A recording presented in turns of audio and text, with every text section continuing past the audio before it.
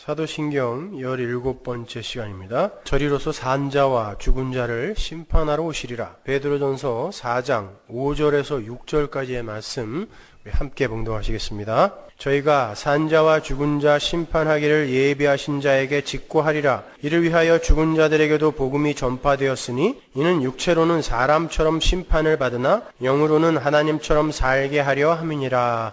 아멘. 오늘 우리가 공부할 부분은 하나님의 심판에 관한 부분입니다. 저리로서 산자와 죽은 자를 심판하러 오시리라. 이게 왜 우리의 신앙 고백에 들어가 있어야 하는가? 제가 새벽 예배를 위해서 교회에 도착해서 제일 처음 하는 일은 세상의 모든 빛이 차단이 된 사무실 안쪽에 있는 작은 골방에 들어가서 기도를 하는 것입니다. 저는 그 시간이 참 좋아요. 세상과 철저하게 구별이 된 상태에서 하나님과의 독대의 시간을 가질 수 있는 건 신자들만의 특권입니다. 그래서 제가 새벽 4시부터 5시까지는 누가 밖에서 문을 두들겨도 절대 나가지 않아요. 그렇게 기도를 하기 위해 앉아서 하나님의 은혜에 감사를 하고 조용히 묵상을 합니다. 그때 하루도 빠지지 않고 어김없이 묵상의 화두로 올라오는 게 하나님의 심판이에요. 저는 이미 요한계시록 강의를 끝냈기 때문에 마지막 때에 일어날 하나님의 심판의 현실을 너무나 잘 알고 있습니다. 게다가 매일같이 하나님의 심판과 새하늘과 새 땅의 도래에 대해 묵상과 기도를 하고 있는 터라 하나님의 심판에 관해서는 그 어떤 설교보다 할 말이 많았어요. 그것을 좀 더 학문적으로 체계를 세워서 정리를 할 요량으로 3주 전부터 부랴부랴 종말과 심판에 관한 교부들의 글들과 독일 신학자들의 논문들과 여러 책들을 거의 900브로치 정도를 온라인으로 구입을 해서 심판에 관한 내용들을 발췌해서 읽고 또 읽으면서 공부를 했어요. 그런데 무려 3주일을 끙끙대며 매달렸음에도 불구하고 하나님의 심판에 대해서 명료하게 간단하게 정리가 된 책이나 논문을 만나지 못했어요. 거의 다 뜬구름 잡는 식의 추측이나 상상에 지나지 않는 것 같아요. 그리고 게알더스 보스나 칼바르트 같은 사람들의 종말론은 너무 어렵습니다. 그래서 여러분에게 그런 것들을 정리해서 설명을 하려고 원고를 다 썼다가 어저께 다 찢어버렸어요. 12장이 되는 원고를 다 찢고 다시 성경을 찾아가면서 성경에 나오는 것만 정리를 해서 여러분에게 설명을 해드리기로 하고 어제 저녁부터 원고를 다시 쓰기 시작했어요. 지금부터 제가 아주 쉽고 간단하게 하나님의 심판에 대해서 설명을 해드릴 테니까 잘 듣고 여러분도 가슴에 꼭 새겨두세요. 최근에 2010이라는 영화가 개봉이 됐죠. 보신 분들은 아시겠지만 그 영화는 자연재해로 인한 인류의 멸망을 다룬 아주 무서운 영화입니다. 간단하게 요약하면 현대판 노아의 방주와 같은 그런 영화예요. CG, 컴퓨터 그래픽 효과가 엄청나게 사용이 된 그런 영화여서 그런지 지진이나 해일 등으로 땅이 내려앉고 바다가 요동을 치는 그런 장면들에서는 정말 등골이 오싹할 정도로 실감이 나요. 저는 이러한 종류의 영화, 딥 임팩트라든지 투모로우, 코어, 2012 같은 이런 인류 멸망에 관한 내용을 담은 영화가 나올 때마다 은근히 기대를 하곤 했습니다. 사람들이 그러한 영화를 보면서 인류의 마지막에 대한 공포나 두려움을 갖고 너무 현실에만 얽매여 있는 자신들의 삶을 조금이라도 뒤돌아보면서 자신들의 구원에 대한 관심을 미미하게나마 가지게 되면 참 좋겠다는 그런 기대 말입니다. 그런데 안타깝게도 사람들은 그런 무시무시한 인류의 종말을 영화로 보면서도 하나님의 심판의 날에 대해서 전혀 관심을 두지 않는 것 같아요. 그건 그냥 영화일 뿐이지 실제로 그런 일이 일어나겠느냐 하는 거죠. 아니 세상 사람들뿐만 아니라 그리스도인이라 자처하는 이들조차도 하나님의 심판의 날에 대해서는 그다지 크게 관심을 두고 살지 않는 것 같아서 마음이 참 심란합니다. 그냥 이 세상이 다인 것처럼 살아가고 있잖아요. 성경은 분명 예수님이 다시 오실 것이고 그때는 무시무시한 하나님의 심판이 있을 것임을 반복하여 명확하게 밝히고 있어요. 히브리서 9장 27절 보십시오. 한 번 죽는 것은 사람에게 정하신 것이요. 이건 다 알죠. 누구나 죽습니다. 그 후에는 심판이 있으리니. 근데 이건 별로 인정하지 않아요. 디모데후서 4장 1절 하나님 앞과 산자와 죽은 자를 심판하실 그리스도 예수 앞에서 예수는 산 자와 죽은 자를 심판하실 분입니다. 데살로니가 후서 1장 6절 보세요. 너희로 환난받게 하는 자들에게는 환난으로 갚으시고 환난받는 너희에게는 우리와 함께 안식으로 갚으시는 것이 하나님의 공이시니 주 예수께서 저의 능력의 천사들과 함께 하늘로부터 불꽃 중에 나타나실 때에 하나님을 모르는 자들과 우리 주 예수의 복음을 복종치 않는 자들에게 형벌을 주시리니 이런 자들이 주의 얼굴과 그의 힘의 영광을 떠나 영원한 멸망의 형벌을 받으리로다. 보시다시피 하나님을 알지 못하고 예수님의 십자가 공로를 붙들지 못한 이들은 반드시 심판을 받고 영원한 멸망의 형벌을 받게 되는 거예요. 예수님은 감람산에서 하늘로 승천하셨죠. 그 자리에 있던 천사가 예수님의 승천을 눈으로 지켜보고 있던 제자들에게 한 말 기억나십니까? 볼까요? 사도행전 1장 10절 보세요. 올라가실 때 제자들이 자세히 하늘을 쳐다보고 있는데 흰옷 입은 두 사람이 저희 곁에 서서 가로되 갈릴리 사람들아 어찌하여 서서 하늘을 쳐다보느냐 너희 가운데서 하늘로 올리우신 이 예수는 하늘로 가심을 본 그대로 오시리라 하였느니라. 예수님은 부활의 몸을 입으시고 모두가 볼 수 있게 공개적으로 하나님의 영광 즉 구름 속으로 들어가신 것처럼 다시 공개적으로 오실 것이다라는 말씀인 거예요. 여기서 구름은 손오공의 근두운 같은 그런 구름 아니라고 했어요. 하나님의 영광입니다. 예수님께서도 직접 그러한 말씀을 하신 적이 있죠. 마태복음 24장 30절 보십시오. 그때 인자의 징조가 하늘에서 보이겠고 그때에 땅의 모든 족속들이 통곡하며 그들이 인자가 구름을 타고 능력과 큰 영광으로 오는 것을 보리라. 모든 족속들이요. 그러니까 심판을 위한 예수님의 재림은 단 한 번 공개적으로 세상 모든 족속들이 볼 수 있게 오신다는 거예요. 어떻게? 여러분 지금 우리 예배가 인터넷으로 방송이 되면 전 세계 모든 사람들이 볼 수 있는 거 아시죠? 어떻게라는 질문 같은 거 하지 마세요. 모든 이들이 볼 수 있어요. 따라서 세대주의적 전천년설자들의 말처럼 종말에 예수님의 은밀한 재림이 한 번 있고 그때 휴거가 되고 나중에 공개적인 재림이 또 있을 것이라는 이런 이중 재림설은 얼토당토한 것입니다. 모든 이들이 볼 수 있게 예수님은 한 번 오세요. 그때 휴거는 딱 한 번 있습니다. 아무튼 예수님은 죄를 심판하시기 위해서 미래의 어느 날 공개적으로 이 땅에 다시 내려오실 거예요. 그렇다면 게으른 우리의 다급한 질문이 뭘까요? 언제 오시냐? 언제 오시냐? 왜? 평소에는 놀아야 되거든요. 지 맘대로 살아야 되거든요.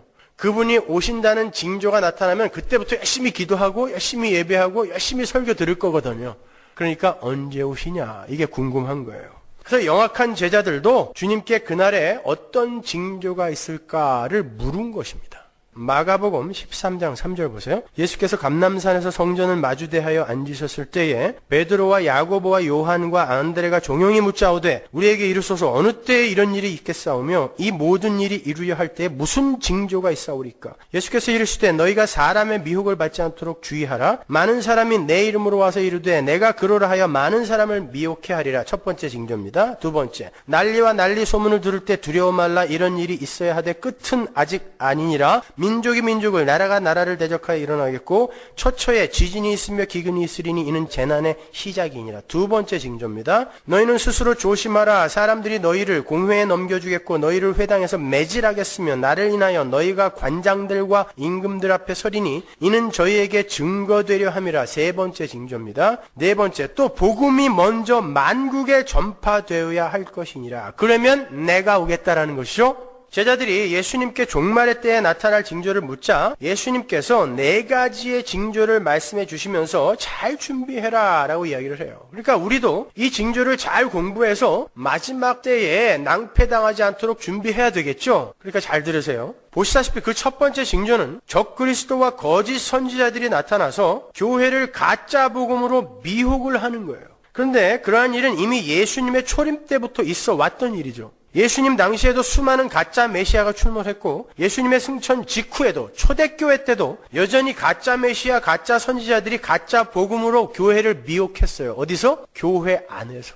요한일서 2장 18절 보십시오. 아이들아 이것이 마지막 때라 적그리스도가 이르겠다 함을 너희가 들은 것과 같이 지금도 많은 적그리스도가 일어났으니 이러므로 우리가 마지막 때인 줄 아노라. 말세는 초림 때부터 재림 때까지라고 했어요. 요한일서 4장 1절 보세요. 사랑하는 자들아 영을 다 믿지 말고 오직 영들이 하나님께 속하였나 시험하라. 많은 거짓 선지자가 세상에 나왔음이니라. 자, 적 그리스도, 거짓 선지자, 그리스도인 척, 선지자인 척 하는 이들이 절에 있을까요? 이슬람 사원에 있을까요? 교회 안에 있습니다. 언제부터? 예수님이 오셨을 때부터 지금까지. 여러분이 그걸 어떻게 구별해 내실 거냔 말이에요. 저는 적 그리스도 아닌 것 같으세요? 거짓 선지자 아닌 것 같으십니까? 잘못 보셨어요. 나중에 하나님 앞에 갔는데 제가 그러고 나타나면 어떡할 거예요? 너희들이 내가 목사인 줄 알았니? 잘못 생각했어. 내가 찰떡같이 믿고 있던 예수님 하나님 나라에 가서 꽉 붙들었더니 예수님이 쓱 쳐다보면서 너 내가 예수인 줄 알았어? 잘못 믿었어. 이러면 어떡하실 거예요? 그래서 늘 시험하라라는 것입니다. 시험하라. 열심히 성경을 연구하여 우리가 진짜 바로 가고 있는가를 반복하여 시험해보라는 거예요. 여러분 정말 잘 가고 계신 거 맞아요? 천국 갈 자신 있으십니까? 저를 너무 믿지 마세요.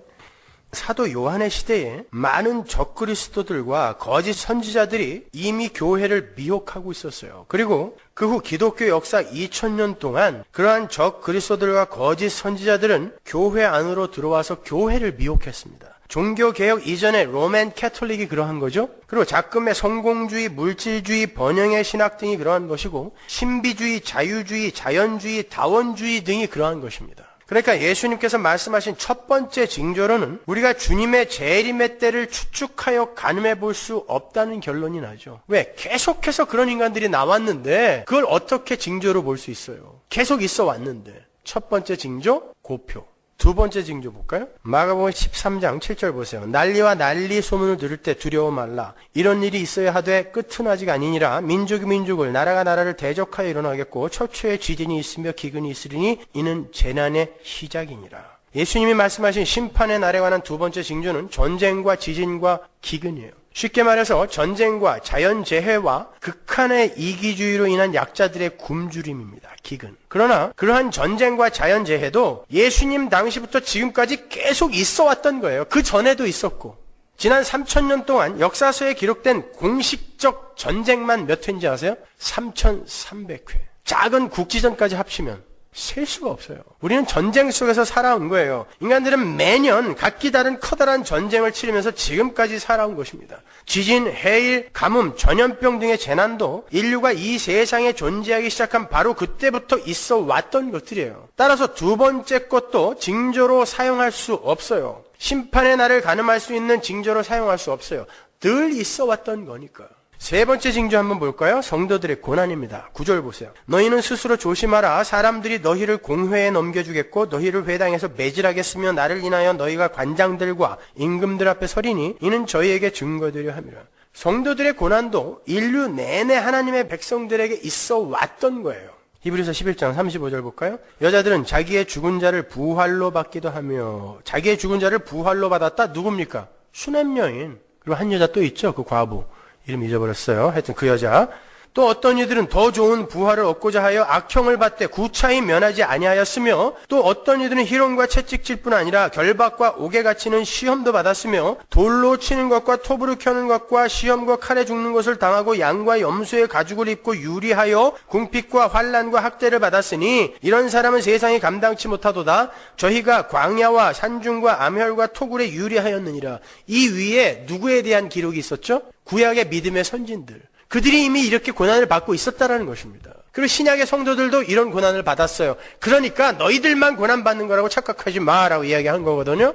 그러니까 이 세 번째 징조도 마지막 때를 가늠할 수 있는 징조로 사용할 수 없어요. 네 번째 볼까요? 10절 보세요. 또 복음이 먼저 만국에 전파되어야 할 것이니라. 제가 지금까지 방문했던 모든 선교단체의 벽에 바로 이 구절이 걸려 있었어요. 주님은 마지막 심판이 오기 전에 복음이 만국에 전해져야 한다고 말씀을 하셨다는 거예요. 그래서 예수님의 재림을 앞당기기 위해서라도 우리는 땅끝까지 이르러 복음을 전해야 한다는 것입니다. 주여 어서 오시옵소서. 그리고 그 다음에 이걸 적어놨어요.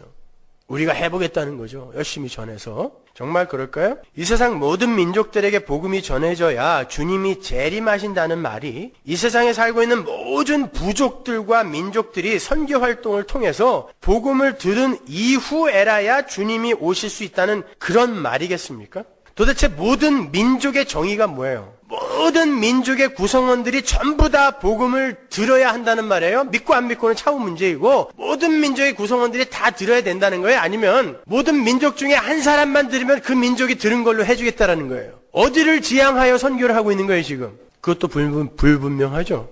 그 이야기는 주님의 재림 전에 모든 민족에 퍼져 있는, 편만하게 퍼져 있는 하나님의 백성들이 하나도 빠짐없이 전부 돌아온 이후에 예수님이 오신다는 이야기지, 이 세상에 있는 모든 부족들에게 단 한 부족도 빼놓지 않고 모든 부족들에게 전부 복음이 전해져야 그때 예수님이 오실 거니까 한 사람에게라도 가서 다 전하자, 이 이야기가 아니란 말입니다.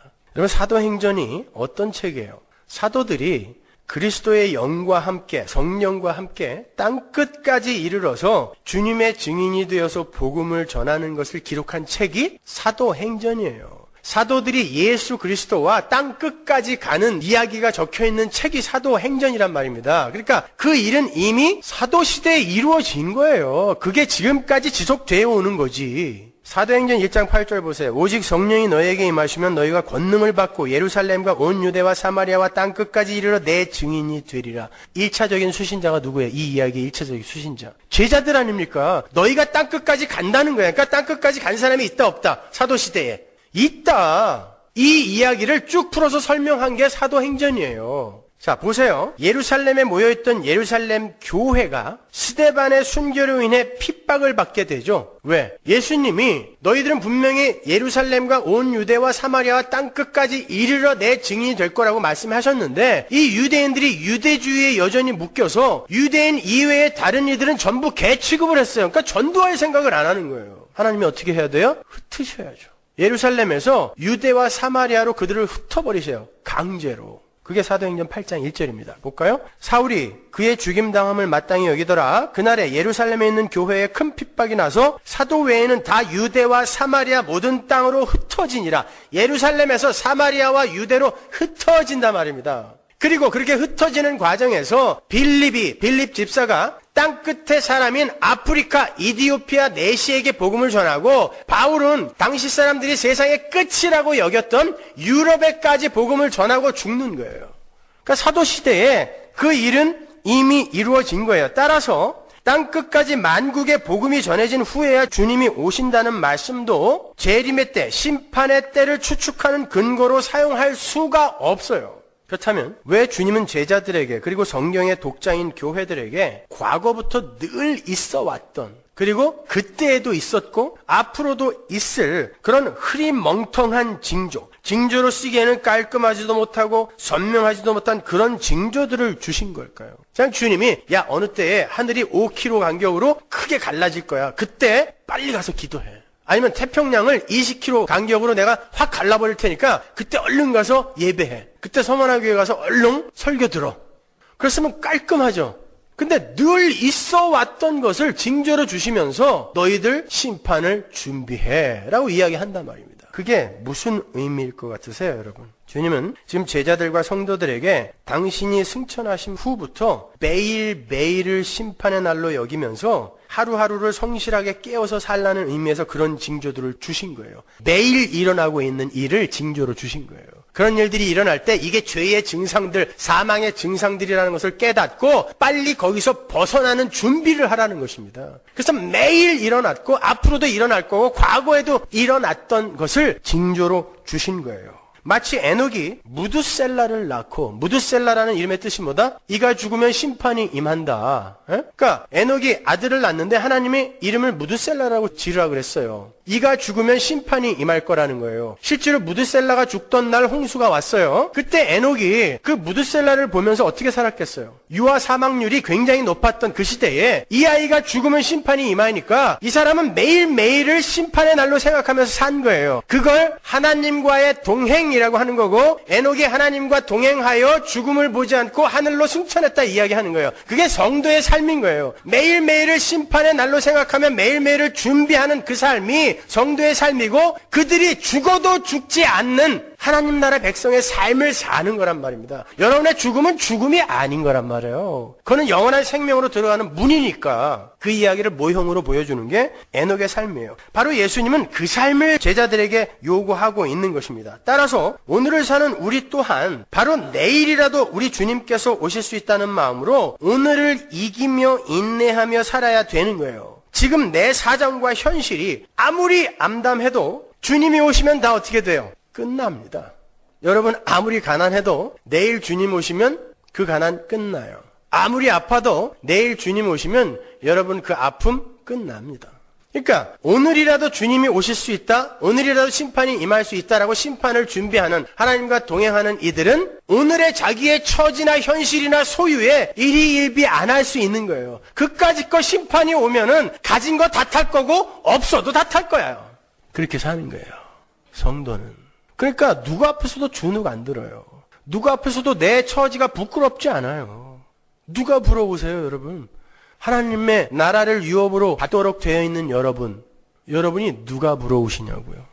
절대 여러분의 현실을 바라보면서 주눅 들지 마세요. 절망하지 마세요. 마태복음 24장 36절 보세요. 그러나 그날과 그때는 아무도 모르나니 하늘의 천사들도 아들도 모르고 오직 아버지만 아시느니라. 노아의 때와 같이 인자의 임함도 그러하리라. 홍수전에 노아가 방주에 들어가던 날까지 사람들이 먹고 마시고 장가들고 시집가고 있으면서 홍수가 나서 저희를 다 멸하기까지 깨닫지 못하였으니 미련해요. 이렇게 인자의 임함도 이와 같으리라. 그때 두 사람이 밭에 있으며 하나는 데려감을 당하고 하나는 버려둠을 당할 것이요 두 여자가 매를 갈고 있으며 매는 맷돌입니다. 하나는 데려감을 당하고 하나는 버려둠을 당할 것이니라. 혹자들은 마지막 때에 나타날 징조를 구하면서 그러한 징조가 보이면 그때부터 만사를 제쳐두고 기도에 힘쓰거나 교회에 모이기를 힘쓰거나 착한 일을 하거나 봉사와 구제에 힘쓰며 살겠노라는 얄팍한 잔머리를 굴리죠. 이왕이면 예수님이 재림하실 때 기도하다가 혹은 예배드리다가 혹은 찬송을 부르다가 혹은 착한 일을 하다가 만나고 싶잖아요. 연락에 부부싸움 하고 있는데 그때 딱 오셔. 친구들하고 오랜만에 한잔하고 있는데 예수님이 와서 너 뭐하니? 굉장히 면목 없을 것 같죠? 그래서 그때들을 알고 싶어 해요. 그러나 우리가 지금 읽은 예수님의 말씀을 잘 보시면 마지막 심판의 때에 성도들이 무엇을 하고 있어야 하는지가 명확하게 나와요. 40절과 41절을 보면 한 사람은 휴거를 당하고 한 사람은 남게 되는데 둘 다 같은 일을 하고 있습니다. 둘 다 밭에서 같이 일하고 있었고 둘 다 같이 맷돌을 잡고 돌리고 있었어요. 똑같은 일상을 살고 있었다는 거예요. 종말의 심판의 모형으로 성경에 나타난 노아의 홍수 때도 마찬가지예요. 모두 다 일상을 살고 있었어요. 먹고 마시고 시집가고 장가가고 있었습니다. 노아의 식구들도 그렇게 살고 있었어요. 그게 나쁜 게 아닙니다, 여러분. 심판을 준비하려니까 뭐 가정도 내팽개치고 직장도 내팽개치고 그냥 교회에 와서 맨날 철야기도 금식기도 이런 것만 하라는 거 아니에요. 무슨 산속에 수도원에 올라가서 수도사처럼 그렇게 살라는 거 아니에요. 일상을 사는 거예요. 한 사람은 밭에서 일하고 한 사람은 예배하다가 하늘과 지옥으로 갈리지 않았다니까요. 같은 일상을 살았어요. 일상은 소중한 거예요. 왜? 우리가 그 일상 속에서 하나님 나라 백성으로 지어져 가기 때문에 일상은 열심히 살아야 되는 거예요. 최선을 다해서 살아야 되는 거예요. 그러나 그것을 목적으로 하여 살아서는 안 된다는 것입니다. 노아 때 노아와 그 가족들이 같이 먹고 마시고 시집가고 장가 갔어요. 다른 세상 사람들도 똑같이 살았어요. 그러나 노아는 다른 세상 사람들과는 달리 하나님이 시키신 일을 하면서 자기가 생존해야 했기에 먹고 마시고 시집가고 장가 간 거예요. 그래서 며느리들까지 얻었단 말입니다. 다 했어요. 똑같이 했어요. 하나님이 지으라고 하신 방주를 짓는 데에 일손도 필요했고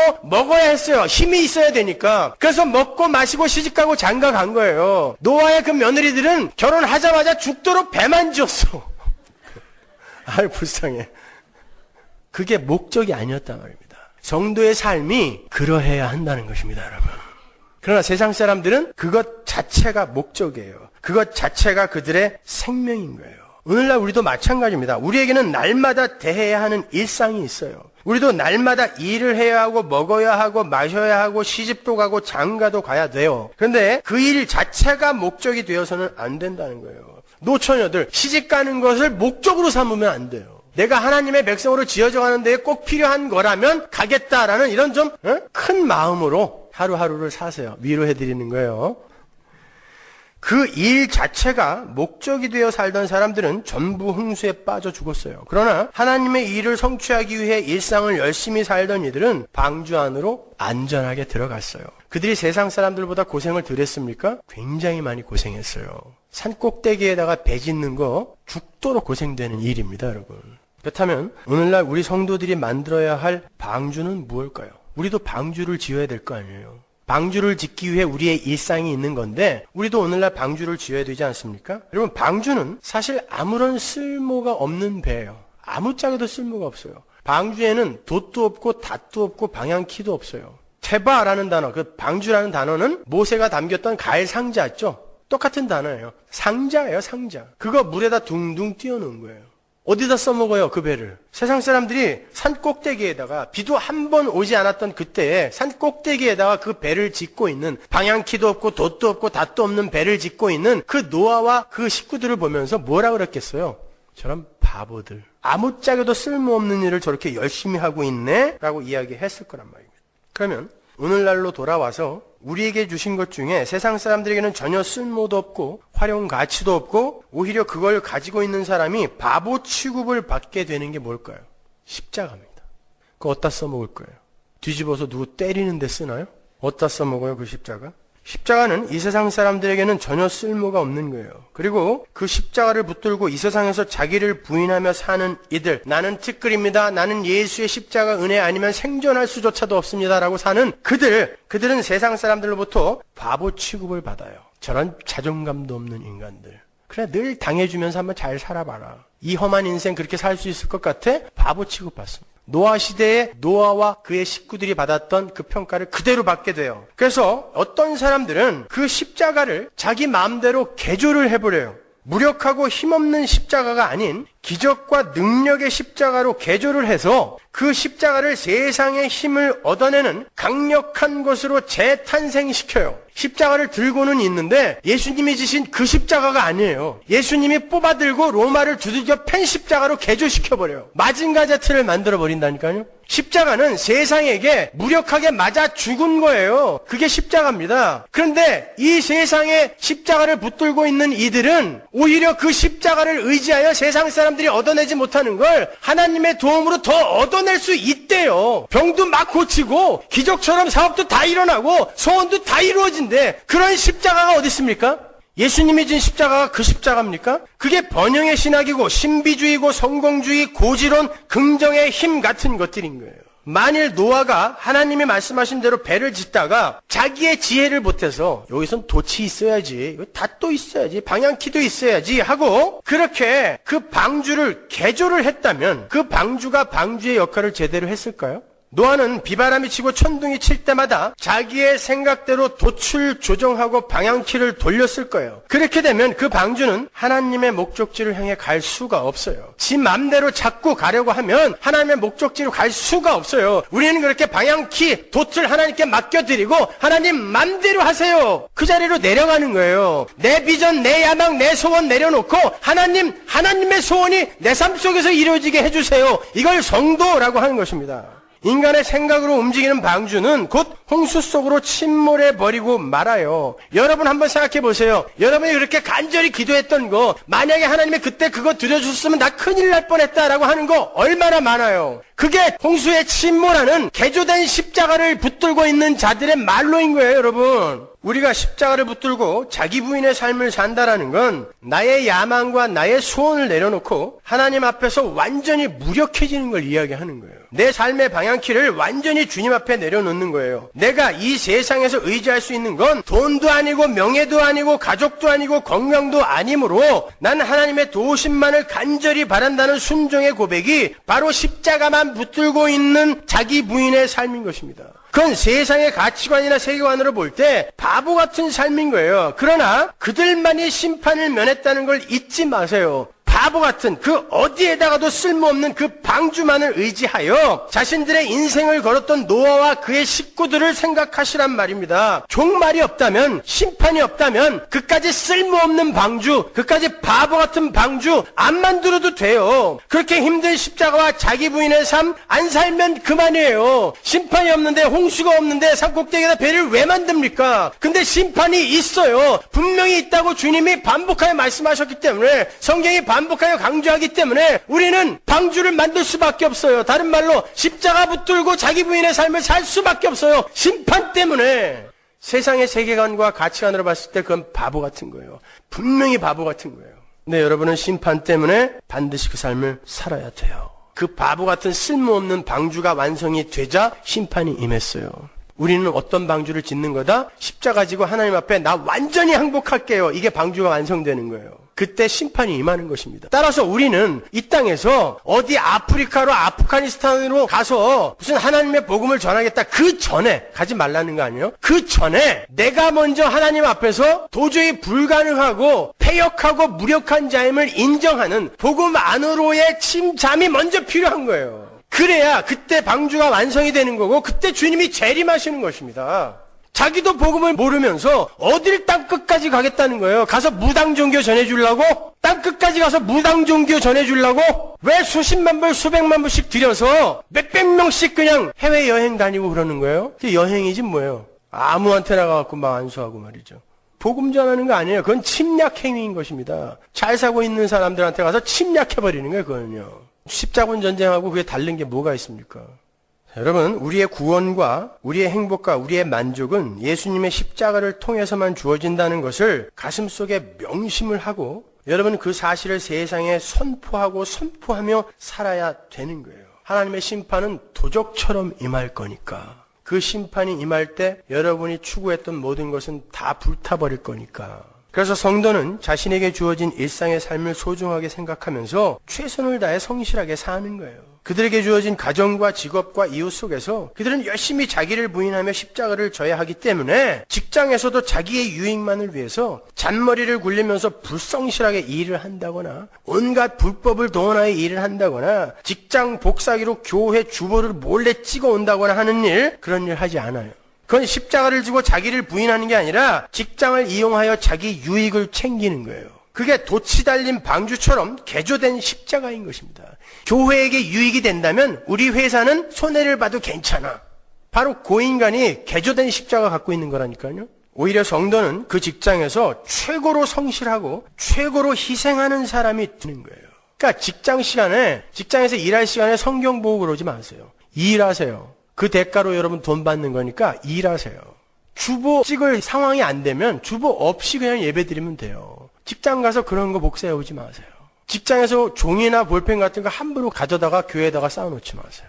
가정에서도 마찬가지예요. 성도는 가정에서도 자신의 유익을 챙기느라 다른 이들의 희생을 강요하지 않아요. 성도는 가정에서도 열심히 섬기며 품어주며 사랑해주는 삶을 사는 십자가의 삶을 살아내야 되기 때문에 실패하고 성공하는 건 차후의 문제예요. 그 삶을 통하여 나는 안 되는구나만 배워도 괜찮아요. 그래도 그 삶을 성실하게 살아야 거기서 내가 십자가를 질 수 있다니까요. 거기서 내가 부인이 돼요. 나는 평생 내가 검은 머리가 팥뿌리가 될 때까지 사랑하겠노라고 다짐을 하고 맹세했던 이 사람조차도 사랑 못하는구나를 배우세요. 그러기 위해선 죽도록 사랑해봐야 된다니까요. 안 돼도 괜찮다니까요. 거기서 내 부인이 일어나는 거예요. 그러니까 성도는 일상을 최선을 다해서 살아야 돼요. 학생들 최선을 다해서 공부해야 돼요. 성적을 잘 맞고 못 맞고는 차후의 문제예요. 그러나 하나님이 그를 하나님의 백성으로 지어가는 데에 그 당시 그 나이에 그에게 준 일이 바로 그 일이기 때문에 최선을 다해서 1등 해야 돼요. 안 해도 괜찮아요. 1등 안 해도 되는데 나는 이렇게 죽도록 공부해도 왜 여전히 58등이야? 야,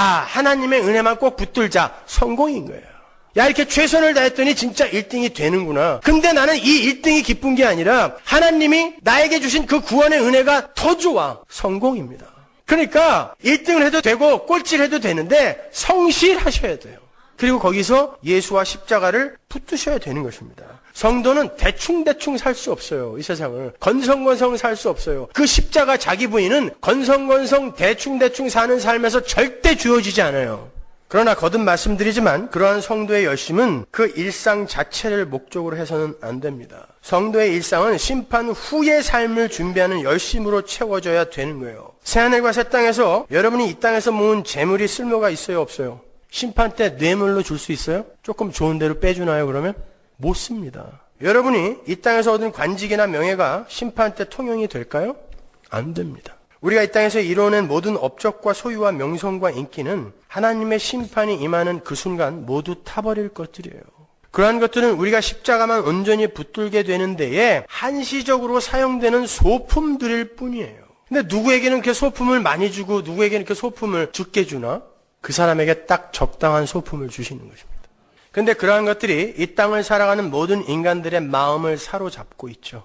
세상 사람들에게는 그러한 세상의 힘이 곧 하나님이에요. 아니라고 우겨도 그들의 하나님은 세상의 힘입니다.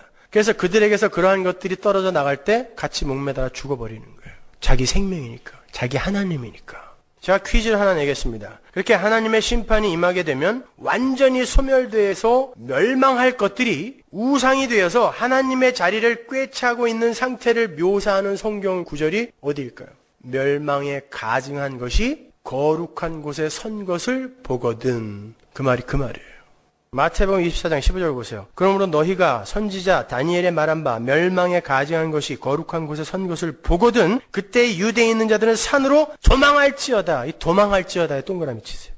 여기서 멸망이라고 번역된 단어가 에레모시스라는 헬라어예요. 그 단어는 황폐, 멸망, 소멸이란 완전히 멸망할 거라는 거예요. 그리고 가증한 것이라고 번역이 된 헬라어 부델리그마는 우상이라는 뜻이에요. 그러니까 멸망될 것이 우상이 되어서 그 우상이 거룩한 예수의 자리, 그 십자가의 자리를 꿰차고 앉았을 때 그때가 마지막 때라는 거죠. 지금입니다. 지금이에요. 이스라엘이 바로 그러한 그들의 속내를 폭로당했어요. 어디서? 시내산 아래에서. 너희들 나를 섬긴다고 하는데 하나님 부르면서 늘 나의 이름을 그렇게 예배한다고 하는데 그래 그럼 니들 안에 있는 하나님을 형상으로 한번 만들어봐 했더니 금송아지를 만들어냈어요. 금송아지는 애굽에 그리고 그들이 들어갈 가나안의 풍요의 신입니다. 그들은 하나님을 불렀는데 그 하나님을 만들어봐 그랬더니 송아지를 만들어내더라는 거야. 풍요와 다산의 신을 만들어내더라는 것입니다. 하나님이 지적하는 거예요. 봐, 니들은 금송아지를 믿고 있는 거지 내 이름을 부른다고 나 믿고 있는 거 아니야. 오늘날 교회가 믿고 있는 게 금송아지지 무슨 하나님입니까? 풍요와 다산의 신이지 무슨 하나님이에요. 오늘날 교회들에게 그래 니들이 믿고 있는 하나님 한번 만들어봐 그러면 금송아지 만들어요. 다. 그게 번영의 신학이고 그게 성공주의, 물질주의 아닙니까 그것이. 바로 그렇게 멸망할 것들이 멸망에 가증한 우상이 하나님의 자리를 꿰차고 앉아서 내가 하나님이야 라고 하고 있는데 전부 그걸 쫓아가고 있는 시대. 그게 오늘 아닙니까? 그 말은 예수님은 이제 곧 오신다는 거예요. 곧 오신다는 거예요. 여러분의 인생에도 그 심판이 곧 닥칠 거라는 이야기인 것입니다, 여러분. 그래서 성경은 성도들에게 항상 깨어서 준비하라고 반복하여 강조하는 거예요. 주님은 예고 없이 도적처럼 오실 것이기 때문입니다. 예수님께서 멸망에 가증한 것이 거룩한 곳에 선 것이 믿음으로 보이거든 산으로 도망가라 그러죠. 전부 산에 가서 거기서 공동체 만들고 수도사처럼 살라는 이야기예요? 아닙니다, 여러분. 믿음으로 너희들이 의지하고 있는 게 멸망할 것이라는 것이 보이거든 거기서 마음을 띠라는 거예요. 그게 도망가라는 뜻입니다. Come out my people. 거기서 나와라. 바벨론에서 나와라예요. 거기서 니들이 잘 먹고 잘 살게 내가 도와줄게가 아니라니까요. 나와라예요. 나와라. 도망가라. 돈, 명예, 자식 이런 것들이 너희의 힘이 되어 너희의 하나님이 되어서 그거 없으면 너희들이 지금 못 살 것 같이 살고 있잖아. 교회에서 매주 듣는 설교가 그거 아니냐. 그러니까 믿음으로 너희가 그것이 멸망할 것인데 내가 하나님으로 착각하고 있었구나라고 생각이 들거든 도망가라 라는 것입니다. 지금까지는 그걸 얻어내기 위해 하나님께 열심히 비나이다 공양했잖아요. 도망가야 할 것들을 다 하려고 했으니 여태 무엇들 하신 거예요? 중요한 얘기에는 항상 배경음악이 깔리죠. 도망가는 겁니다, 여러분. 나오는 거예요. 거기서 뿌리박고 영원히 살 수 있게 해달라고 하나님께 매달리시면 안 되는 것입니다. 마태복음 24장 보세요. 17절. 지붕 위에 있는 자는 집 안에 있는 물건을 가지러 내려가지 말며 밭에 있는 자는 겉옷을 가지러 뒤로 돌이키지 말지어다. 이 세상에서 자기가 성취해 놓은 자기 물건, 자기 소유, 자기 명성 그런 것에 미련을 두고 마치 롯의 아내가 소돔과 고모라를 돌아본 것처럼 마음을 거두지 못하면 심판으로 멸망당할 것이라는 이야기인 거예요. 여러분, 롯의 아내가 바라본 소돔과 고모라는 조금 있다가 불탔습니다. 근데 그거 한번 본다고 뭐 나아요? 근데 우리는 자꾸 거기에 집착한다니까요. 다 타버릴 거예요, 여러분. 가족 관계 마찬가지예요. 여러분이 새 몸으로 부활하면 신랑과 신부의 구별이 없어요. 그 말은 새로운 가족 관계가 형성된다는 거예요. 완전하게. 그래서 그 위에서는 여러분의 아들이나 여러분의 부모가 지옥에 가 있어도 천국을 행복하게 살 수 있는 거예요. 그 관계가 지속되면 천국에서 내 아들이 지옥 가 있는데 어떻게 살아요? 못 삽니다. 나도 지옥 갈래. 그게 부모의 심정 아닙니까? 그러나 거기서는 관계도 정리된다니까요. 그래서 이 세상에서 내가 사랑했던 이들이 지옥에 가 있어도 살 수 있는 것입니다. 그런 거예요. 그걸 우리가 자꾸 이 세상에서 하나하나 끊어내는 거예요. 지금은 내 거라서 그게 나잖아요. 내 거라서 거기에 집착하고 있지만 아니라는 거예요. 하나님과의 관계가 제대로 정립이 되면 그런 것들은 내 안에서 하나하나 끊어져 나가게 되어 있는 것입니다. 죽겠죠. 절대 놓을 수 없는 것들만 하나님이 다 놓으라고 하니까 그게 하나님이거든요. 그게 여러분의 하나님이거든요. 그거 놓으라는 것입니다, 여러분. 세상 것은 하나님의 심판이 이를 때까지 한시적으로 존재하며 우리의 거룩을 위해 쓰이다가 새하늘과 새 땅에서는 전혀 필요가 없는 그런 것들인 거예요. 그러니까 뒤돌아보지 말라는 겁니다. 가지고 가봐야 하나도 쓸모없다라는 거예요. 우리는 이 땅에서 예수님의 십자가만 꼭 붙들고 있으면 돼요. 다른 것은 전부 멸망에 가증한 것들이에요. 여러분의 마음이 그곳에 가 있는 한에 있어서. 그것들에게 속지 마십시오. 그 가증한 것들에게 속아서 예수님을 놓치면 안 돼요. 십자가를 놓치면 안 돼요. 우리는 그저 우리의 무력함과 불가능함을 인정하고 하나님의 은혜의 도우심만 간절하게 구하면 되는 거예요. 그렇게 우리는 예수 믿는 믿음에 의해서만 구원에 이르게 되는 거예요. 이번 주 수요일 날 살펴보겠지만 믿음의 시작이요 끝 히브리서에 나오죠. 믿음의 시작이요 끝이 예수님인 것처럼 우리의 삶의 시작과 끝도 예수님이에요, 여러분. 근데 성경을 보면 우리가 이 땅에서 무언가 열심을 부리지 않으면 절대로 천국에 못 들어갈 것 같은 내용이 많이 나오죠. 그 대표적인 이야기가 양과 염소의 심판이에요. 한번 볼까요? 마태복음 25장 31절. 인자가 자기 영광으로 모든 천사와 함께 올 때에 자기 영광의 보좌에 앉으리니 모든 민족을 그 앞에 모으고 각각 분별하기를 목자가 양과 염소를 분별하는 것 같이 하여 양은 그 오른편에 염소는 왼편에 두리라. 그때 임금이 그 오른편에 있는 자들에게 이르시되 내 아버지께 복받을 자들이여 나와 창세로 부터 너희를 위하여 예비된 나라를 상속하라. 내가 줄일 때에 너희가 먹을 것을 주었고 목마를 때에 마시게 하였고 나그네 되었을 때 영접하였고 벗었을 때 옷을 입혔고 병들었을 때 돌아보았고 옥에 갇혔을 때에 와서 보았느니라. 임금이 대답하여 가라사대 내가 진실로 너희에게 이르노니 너희가 여기 내 형제 중에 내 형제다 동그라미 지극히 작은 자 하나에게 지극히 작은 자의 동그라미 지극히 작은 자 하나에게 한 것이 곧 내게 한 것이니라 하시고 여기 보시면 예수님께서 오른편의 양들에게 말씀하시기를 당신이 줄이고 목마르고 헐벗고 굶주리고 병들었을 때 양들이 도와줬기 때문에 그들에게 예비된 나라인 천국을 허락하시는 것이다 라고 말씀을 하세요. 이 말씀은 성도들의 구제나 선행을 독려하는 구절이 아니에요. 만일 그러한 것이 구원의 조건이 된다면 예수 안 믿는 사람들 중에 천국에 들어갈 사람이 훨씬 많아요. 교회 다니는 사람들보다 안 다니는 사람들 중에 착한 사람 훨씬 많으니까 이 구절을 올바로 이해하기 위해서는 40절을 잘 해석하셔야 돼요. 40절을 보시면 양들이 이 세상에서 잘 대접을 한 사람들이 누구예요? 제한이 됐어요. 내 형제예요. 예수님이 내 형제에게라고 이야기하죠. 너희들이 이러저러한 일을 했는데 그들이 내 형제였다라고 이야기를 해요. 교회라는 거예요. 불특정 다수가 아니에요. 아무나 막 도와주고 아무나 막 사랑해주면 그걸 근거로 천국 보내주겠단 말 아닙니다. 마치 성도의 이웃 사랑이 교회로 한정되는 것과 같은 그런 원리예요. 네 이웃을 내 몸처럼 사랑하라. 거기에서 네 이웃이 누구였어요? 하나님의 언약 공동체였잖아요. 다 잊어버리신 거예요 벌써? 그리고 그들의 별명은 지극히 작은 자예요. 이 말씀을 곡해해서 여러 가지 예화들이 많이 나왔죠. 지나가는 거지를 잘 대접하고 후대를 해서 보냈더니 꿈속에서 예수님이 나타나셔서 내가 오늘 너를 만났는데 네가 잘 대접해줘서 내가 잘 먹고 이렇게 편안하게 왔다. 고맙다. 내가 치부책에 꼭 적어놓을게.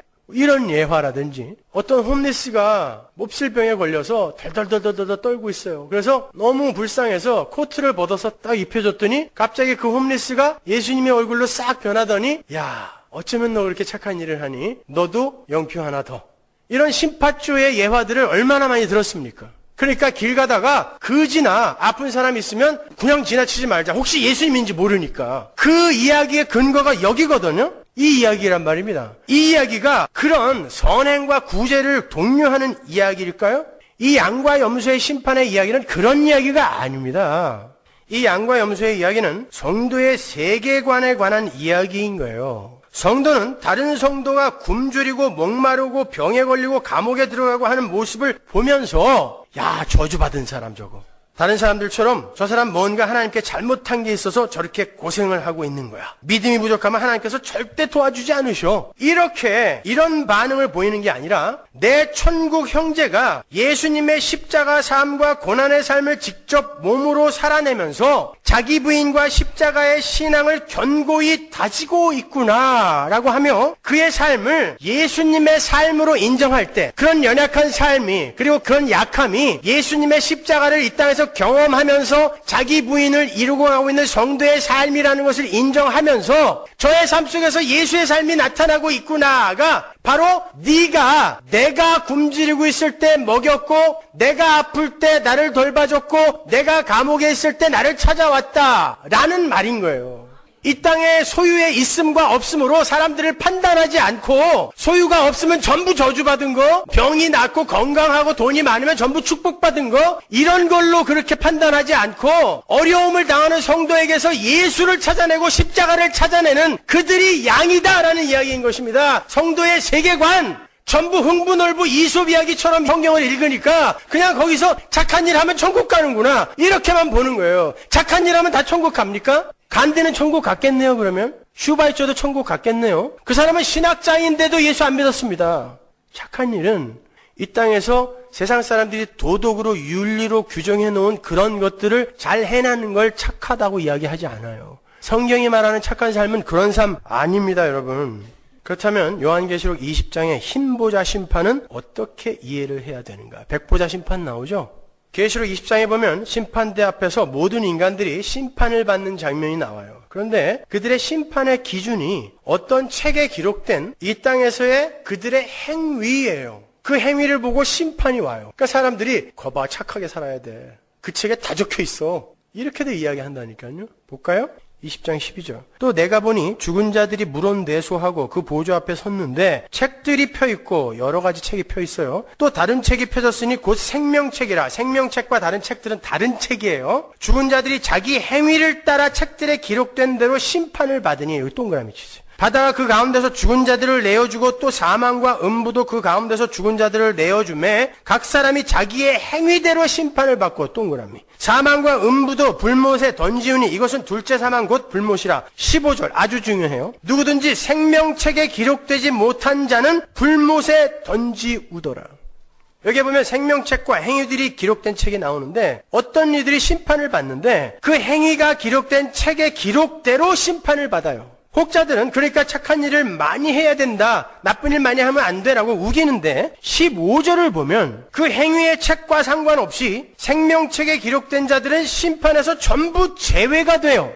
한번 생각해 보세요. 그 행위들이 기록된 그 책에 의해 구원과 심판이 정해진다면 여러분들은 자신 있으세요? 그 책에 기록된 여러분의 행위대로 여러분이 심판과 구원을 받게 된다면 여러분 나는 자신 있게 착한 일 많이 했기 때문에 나는 구원받을 수 있어. 그런 사람 한 분이라도 계시냐고 여기서. 없습니다.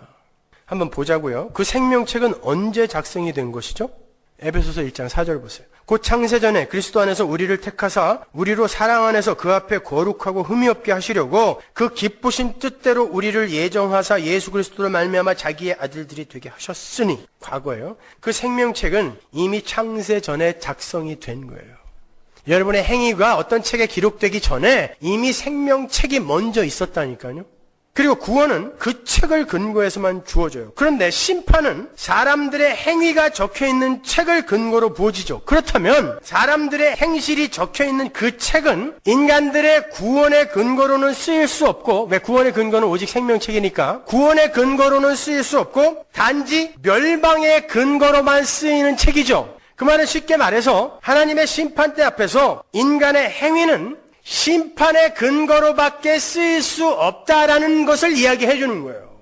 착한 일 많이 해서 내 행위가 기록된 책에다가 좋은 일들 많이 기록당하여 천국 가자, 이 이야기가 아니란 말입니다, 여러분. 그러니까 고린도전서 3장에 불에 타버리는 공력의 이야기가 바로 이 이야기인 거예요. 우리는 모두 부끄러운 구원을 받아요. 나는 당당하게 구원받을 수 있어요. 있어요, 여기? 없잖아요. 사도 바울도 죽기 얼마 전에 오라 나는 공고한 몸이로다. 누가 이 사망의 몸에서 나를 좀 건져다오라고 했는데 누가 하나님 앞에서 나는 당당하게 떳떳하게 구원받는다고 이야기할 수 있어요? 없어요. 전부 부끄러운 구원이에요. 왜? 하나님이 우리의 공력은 요만큼도 근거하지 않고 구원해 주기 때문에 우리는 근데도 불구하고 하나님 제가 이것도 했고요, 저것도 했고요, 저것도 했고요 이렇게 자꾸 내놓는단 말이에요. 근데 하나님 마지막 때 그걸 불로 확 태워버릴 거거든요. 그러니까 아이고 부끄러워라. 이건 하나도 소용이 없는 거였구나. 이렇게 된단 말입니다. 그래서 부끄러운 구원인 거예요. 그 이야기 하는 거예요. 너희들의 행위는 하나님의 심판대 앞에서 예수의 십자가 앞에서의 너희들의 행위는 그 어떤 것도 구원의 근거로 쓰일 수 없다라는 것입니다. 만약에 예수 그리스도의 십자가 앞에서 은혜 앞에서 하나님 저 이것도 이렇게 했는데 라고 내놓으면 그 행위 때문에 심판받아요. 그게 자기 의라는 거거든요. 이해가 가시는 거예요? 성도는 오직 예수 그리스도의 은혜로만 구원을 얻게 되는 거예요. 그러니까 계시록 20장의 흰보자 심판의 이야기는 착한 행실을 많이 해서 구원을 받자라는 메시지를 담고 있는 게 아니라 오히려 그 정반대로 예수 그리스도의 십자가 은혜 앞에서 자신의 행위를 손톱만큼이라도 의지하는 이는 멸망의 심판으로 던져진다는 복음의 진수를 담고 있는 거예요. 그렇다면 요한복음의 이런 구절은 어떻게 이해해야 되죠? 질문도 다 해드려요, 제가. 요한복음 5장 29절. 선한 일을 행한 자는 생명의 부활로, 악한 일을 행한 자는 심판의 부활로 나오리라. 여기 예수님이 말씀하셨는데요. 선한 일을 행한 자가 생명의 부활로 나온다고. 여기서의 선한 일을 도덕적, 윤리적 선한 일로 이해를 하시면 성경 전체가 일관성이 없어지죠. 예를 들어서 윗구절과 로마서 9장 11절은 완전히 모순처럼 보여요. 볼까요? 그 자식들이 아직 나지도 아니하고 무슨 선이나 악을 행하지 아니한 때에 택하심을 따라 되는 하나님의 뜻이 행위로 말미암지 않고 오직 부르시는 이에게로 말미암아 서게 하려 하사 리브가에게 이르시되 큰 자가 어린 자를 섬기리라 하셨나니 기록된 바 내가 야곱은 사랑하고 에서는 미워하였다 하신 것 같으니라. 어디서? 태어나기도 전에, 무슨 선한 일을 하기도 전에, 그 책에 이들의 행위가 적히기도 전에 이미 사랑한 자가 있고 미워한 자가 있다니까요. 이걸 어떻게 화해시킬 거냔 말이에요. 하나님의 선택은 착한 일을 한 결과로 주어지는 게 아닙니다. 하나님은 누가 착한 일을 하고 누가 악한 일을 하기 전에 이미 택한 백성을 생명책에 기록해 놓으세요. 그럼 예수님의 말씀 속에서의 선한 일은 어떤 일인가? 사도행전으로 가면 진짜 착한 일을 한 진짜 선한 이가 나와요. 가볼까요? 사도행전 10장 38절 보세요. 하나님이 나사렛 예수에게 성령과 능력을 기름 붓듯 하셨음에 전제예요. 저가 두루 다니시며 착한 일을 행하시고 마귀에게 눌린 모든 자를 고치셨으니 이는 하나님이 함께 하셨습니다. 여기서 착한 일이 뭘까요? 예수님이 하신 착한 일. 예수님은 늘 착해요. 근데 무슨 착한 일을 하셨길래 착한 일을 하시고 그래요? 성령과 능력을 받아 하나님이 뜻하신 일에 자기를 완전히 드린 걸 착한 일이라고 하는 것입니다. 자기에게 분명히 신성이 있음에도 능력이 있음에도 자기를 위해 전혀 쓰지 않고 하나님의 능력을 받아 하나님의 뜻을 이루는 데 십자가를 지는 데까지 자기를 완전히 내어놓는 그 모든 일을 착한 일이라고 하는 거예요. 그러니까 성령과 능력이 하나님으로부터 부어질 때 일어나는 일이 착한 일이에요. 그러니까 착한 일이란 하나님의 백성이 성령을 받고 하나님의 도우심으로 하나님의 뜻을 좇아 살게 되는 창조의 목적 아래로 회복이 되어 돌아가게 되는 그 과정에서 겪는 모든 삶을 가리켜요. 그게 착한 일이에요. 그러니까 여러분이 국어사전의 개념을 갖고 성경을 읽으면 큰 오산이에요. 여러분은 이 땅에서 착한 사람이 되어져 가는 게 아닙니다. 그걸 성화라고 착각하지 마세요. 어떤 사람은 우리 교회 말씀 CD는 계속 듣는데 자기 교회에서 나올 수가 없대요. 왜 그러냐 했더니 우리 목사님은 너무 착하대. 그럼 저는 곰곰이 생각하니까 굉장히 기분 나쁘더라고요. 굉장히 착하대요. 교인들에게 너무 따뜻하고 교인들의 일을 자기 일처럼 돌봐준다는 거예요. 너무 착하대요. 말씀은 없어요. 당신이 죽을 병 걸렸을 때 실력은 하나도 없는 친절한 의사에게 가겠습니까? 불친절한 실력 있는 의사에 가겠습니까? 그때는 불친절한 실력 있는 의사에게 간다 그래요. 근데 교회는 그렇게 하는 거예요. 왜? 착한 일을 오해하고 있기 때문에 그래요. 여러분 이 땅에서 착한 사람 되는 거 아니에요. 그 일은 열매로 맺어져요. 그러나 안 맺어질 수도 있습니다. 그러니까 내 삶은 왜 이렇게 착한 삶이 안 나오지? 난 왜 여전히 이렇게 못됐지? 어떤 면에 있어서 여러분이 그 못됨 속에서 착한 일을 살 수가 있어요. 뭐 아무 데서나 듣는 이야기가 아닌데 전혀 못 듣던 이야기니까 이해를 못해 사람들이 지금. 그죠? 여러분은 이 역설을 이해하셔야 되는 거예요. 착한 일은 성도가 성령을 받고 자기를 완전히 부인하여 하나님께 온전히 복속시키는 절대 의존적 존재로 지어져 가는 길에 성도의 삶 속에서 나타나는 모든 일을 착한 일이라고 그래요. 제 이야기가 아니에요. 성경으로 가볼까요? 빌립보서 1장 6절 보세요. 너희 속에 착한 일을 시작하신 이가 우리 속에 착한 일이 분명히 있어요. 근데 그 일을 누가 시작해요? 하나님이 시작하는 거예요. 그리스도 예수의 날까지 이루실 줄을 우리가 확신하노라. 착한 일을 시작한 것도 하나님이고 그 일을 완성하는 것도 하나님이에요. 우리는 그분이 우리의 삶 속에서 착한 일을 해가고 계실 때에 거기에 그냥 끌려가면서 사는 거예요. 죽지 않고 그냥 사는 거예요. 자기를 부인당하면서 계속해서 예수님의 그 삶을 조차 십자가를 지기까지 하나님께 복종하신 예수님의 삶을 조차 순종하는 자로 그냥 납작 엎드려서 하나님 돈도 아니고 명예도 아니고 자식도 아니고 예수의 십자가 아니면 저는 절대 행복할 수 없는 존재군요로 내려가는 그 과정 속에서 일어나는 모든 일, 그게 착한 일인 것입니다. 그때 그렇게 내가 부인이 되어지면 내 삶 속에서 하나님을 사랑하고 이웃을 경쟁자요 적으로 여기지 않고 또 얕보지 않는 그런 진짜 착한 일이 나오는 거예요. 근데 마지막 죽는 순간에나 그걸 깨달았다면 평생 착한 일 한 번도 안 하고 살 수도 있는 거예요. 그러나 그의 삶은 착한 일로 점철되었던 것입니다. 그러니까 함부로 촛불 들고 나와서 뭐 사회를 개혁하자, 다른 이들을 뭐 변화시키자 이따구 소리 하지 말고 먼저 자기부터 착한 일 속에, 하나님의 착한 일 속에 들어있는지를 확인하라는 거예요. 그건 복음의 은혜를 충분히 깨닫지 않으면 절대 일어날 수 없는 것입니다. 무슨 사회를 개혁한다는 거예요 도대체? 어떻게 정의를 구현해요? 교회를 민주화하자? 어떻게? 그게 올바른 것입니까? 누가 그게 올바르다 그래요? 누가 그게 선한 것이라고 합니까? 그러한 진짜 복음에 근거하여 착한 일을 하는 이들은 절대 자랑하지 않아요. 그래서 양과 염소의 심판에서도 그들이 니들이 이렇게 했잖아 그랬더니 내가 언제 그랬어요? 자기는 한 적이 없어요. 내 삶 속에 착한 일을 산 건 예수거든요. 갈라디아서 2장 20절. 내 안에 사는 건 예수이기 때문에 내가 나를 계속 부인했더니 내 안에서 예수가 나왔어. 그래서 자랑이 없어요. 하는 거 하나 해놓고 안 알아줬다고 삐져가지고 피아노 하나 사놓고 절대 얘기하지 마세요. 그래서 진짜 얘기 안 했더니 나중에 목사가 눈치도 없다고 얼마나 교인들한테 욕을 하고 다니던지 말이죠. 자기가 한 거거든요. 그게 흰보자 심판의 책에 기록되는 거예요. 그 일로 그가 심판받는 것입니다. 그러니까 교회는, 올바른 교회는 그렇게 낮아지고 낮아져서 예수가 일하는 이들이 모여있는 곳이 올바른 교회인 거예요. 그래서 어떤 교회에 어떤 사람들이 굉장히 두각을 나타내고 야, 저 사람들이 없으면 교회가 움직이지 않아. 그 사람들이 큰일 낼 사람들인 거예요. 드러나면 안 되는 것입니다. 그런 면에서 여러분 자녀들에 대한 관점도 다시 한번 재정립할 필요가 있어요. 여러분의 자녀가 지금 여러분 거라고 생각하고 그들이 될 수 있으면 사회가 인정해주는 착한 사람이 되길 원하시죠. 그리고 사회가 인정해주는 강한 자가 되기를 원하세요. 나기 때문에 그런 거예요. 걔가 착하게 살아서 인생의 어떤 유익을 얻기를 바래요. 나니까. 근데 그 아이가 착하게 사는 게 습관이 되어서 그냥 습관적으로 착한 삶을 산다면, 그리고 거기에 대해서 자기에게 점수를 많이 주고 있다면 그 일이 백보자 심판의 앞에 놓여있던 책에 적힐 행위가 되는 거예요. 따라서 그러한 착한 일을 가르치기 전에 먼저 예수를 가르치셔야 돼요.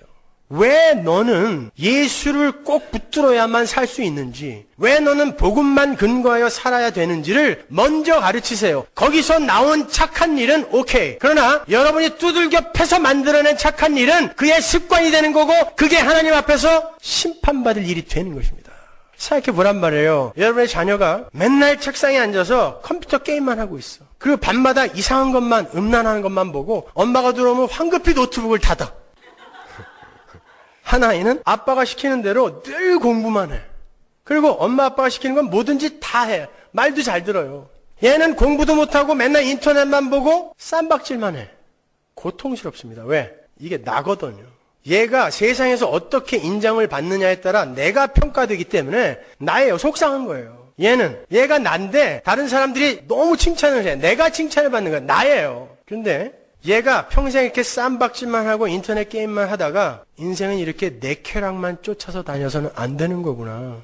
우리에게는 이 세상의 그 어떤 것으로도 만족을 줄 수 있는 게 없는 거구나. 밤마다 인터넷 봐봐야 그거 그냥 괜히 속만 타지 아무것도 아니구나. 이런 걸 배우고 십자가를 꼭 붙들었어요.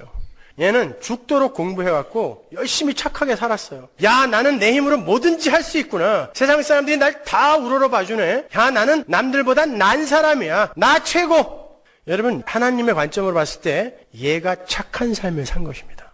아세요? 얘가 악한 삶 산 거예요. 선한 삶, 착한 삶이라는 건 항상 하나님과의 연합으로 수렴돼야 되는 거예요. 사랑이 그렇듯이. 그러니까 함부로 여러분 자녀에게 이 못돼 먹은 놈, 못난 놈 이런 소리 하지 마세요. 자기들도 옛날에 그랬으면서 자기들이 못 이룬 걸 자식에게라도 어떻게 해서든지 얻어내보겠다는 그런 이기주의. 그 아이들이 그런 일들을 통해서 하나님을 잘 알게 되도록 그냥 열심히 기도하면서 복음을 가르치세요. 그럼 되는 거예요, 여러분. 내일 모레 시험인데 이놈의 새끼야, 네가 오늘 교회를 가 공부해야지. 악한 거예요, 그게. 착한 일.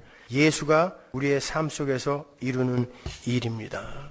바리새인들이 어떻게 했어요? 나는 착해요. 그리고 착하게 살 능력도 있어요. 그리고 그렇게 살았습니다. 예수님이 이 독사의 새끼들아 그랬어요. 그래 살아봐라. 독사의 새끼들아. 아니요. 하나님, 저는 세리예요. 저는 창기예요. 저는 가늠한 자예요. 하나님, 저는 하나님의 은혜가 없으면 쓰레기처럼 살다가 지옥불에 탈 존재예요. 근데 하나님 어떻게 저를 구원하셨어요?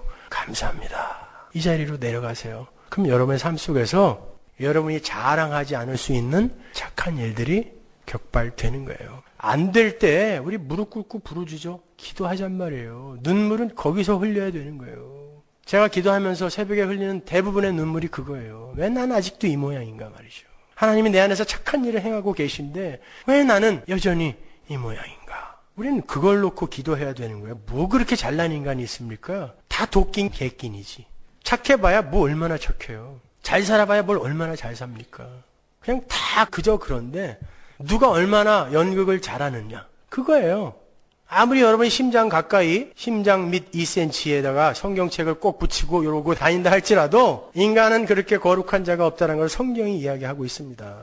연극하지 마세요. 그냥 그대로 내놓으세요. 그렇게 못 살고 있잖아요. 근데 왜 사는 척 하세요? 뭐 굉장히 행복한 척 하면서 여기에서 그냥 그러니까 다른 이들이 절망하는 거예요. 저들은 다 저렇게 사는데 왜 나만 이 모양이야? 걱정하지 마세요. 다 똑같아요. 하나님 앞에서 하나님, 저는 하나님만 의지할 수밖에 없어요. 하나님, 저 놓지 마세요.